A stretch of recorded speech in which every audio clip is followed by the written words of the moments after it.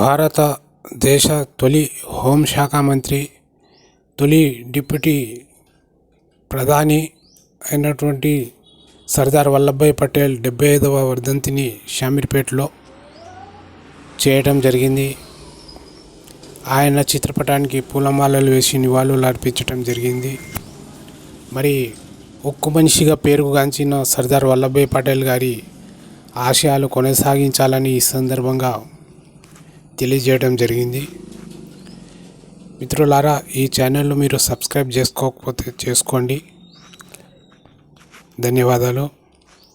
మరి ఈ కార్యక్రమంలో నాతో పాటు ఉపాధ్యాయులు, నాయకులు పి నరసింహారెడ్డి, మొహమ్మద్ నిసార్ అహ్మద్ ఖాన్, పసుపుల నరసింహ, రాజు, సురేష్ తదితరులు ఇందులో పాల్గొన్నారు. जय भारत मित्रुलारा, जय भारत.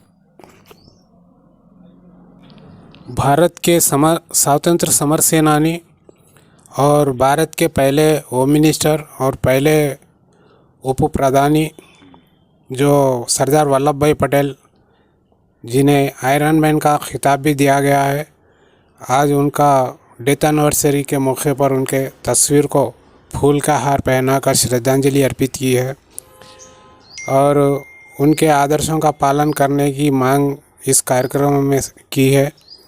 और इस प्रोग्राम में मेरे साथ जो पी नरसिम्हा रेड्डी, मोहम्मद निसार अहमद खान, पसपुला नरसिम्हा और दीगर लीडर्स इसमें हिस्सा लिए हैं. సర్దార్ వల్లభాయ్ పటేల్ 75వ వర్ధంతి తుమ్కుంట మున్సిపాలిటీ షామీర్పేట మండల కేంద్రంలో అబ్దుల్ ఖాన్ గారి ఆధ్వర్యంలో నిర్వహించడం జరుగుతుంది. సర్దార్ వల్లభాయ్ పటేల్ 1875 సంవత్సరంలో గుజరాత్ రాష్ట్రంలో భారతదేశ స్వాతంత్ర సమరయోధుడు, రాజకీయవేత్త మరియు దేశ తొలి ఉప ప్రధాని, హోం మంత్రి అయిన భారతదేశపు ఉక్కు మనిషి, iron man of the India అని పిలవడం జరుగుతుంది. ఎందుకంటే ఆయన 565 సంస్థానాలను ఏకం చేసి భారతదేశ సమైక్యతకు అసమానమైన కృషి చేశారని వారికి ఉక్కు మనిషి అని బిరుదు ఇవ్వడం జరిగింది.